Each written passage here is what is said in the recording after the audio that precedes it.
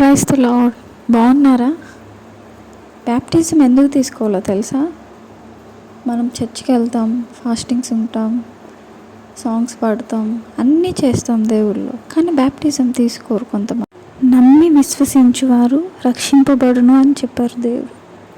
బాప్తిజం నువ్వు తీసుకోలేదు అంటే నీవు దేవుణ్ణి పూర్తిగా విశ్వసించినట్టే. ఎందుకో తెలుసా? బాప్తిజం అనేది మన జీవితంలో కంపల్సరీ.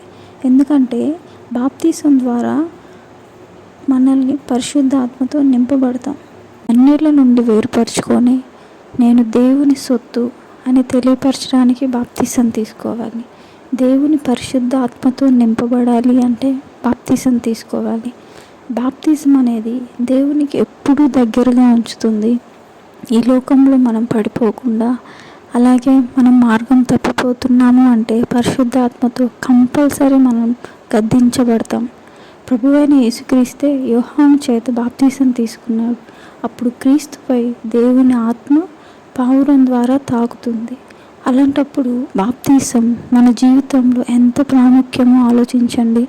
నీవు హృదయపూర్వకంగా దేవుణ్ణి నమ్మి విశ్వసించి దేవుని మార్గంలో నడుస్తూ ఆయన్ని ప్రేమిస్తే ఇప్పుడే ఈ క్షణమే బాప్తిజంకి సిద్ధపడు.